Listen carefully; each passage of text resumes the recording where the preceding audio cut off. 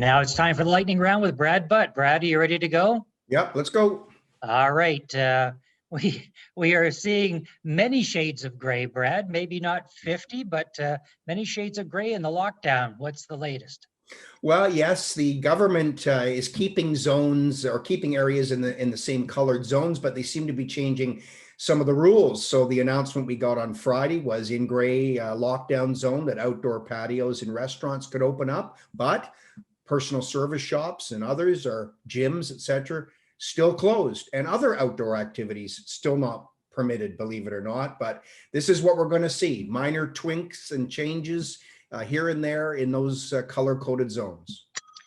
Well, I know that many of the patios will be open in full swing now that we're heading into some nicer weather.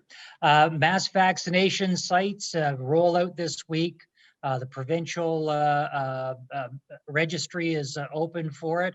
What's happening here in Peel Region? Well, this looks like the first really good week when it comes to mass vaccinations, especially here in Peel Region. Our major clinics are up and running. They're taking appointments. They're starting the process. Many pharmacies now will be administering the AstraZeneca vaccine. So this is a good week for vaccines if you live in Peel Region. Obviously, there's still rules on age and et cetera, depending on what type of vaccine you get, but things are really looking up this week. This week's a big week down at Queen's Park. The provincial budget rolls out this Wednesday. Any inside information that you have? Well, the inside information really from what the Minister of Finance is telling us is continued investments in healthcare. There will not be spending cuts, but at the same time, he's also saying no new taxes, no tax increases. It'll be a whopper deficit for sure, close to $40 billion, I'm fairly sure, if not maybe more. But they've made a decision that they're not curtailing spending at this time.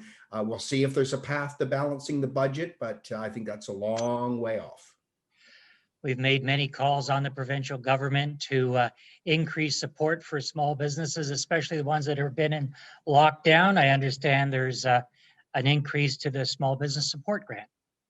Well, we're hoping. I mean, we certainly have been, us and our friends at the Ontario Chamber of Commerce, we have been lobbying the provincial government to expand the Ontario Small Business Support Grant. That's the grant of up to $20,000 to include many businesses that were precluded from the original announcement. And the second thing we've asked for is you need to increase it, especially for businesses that have been in the gray lockdown zone. $20,000 is just not enough.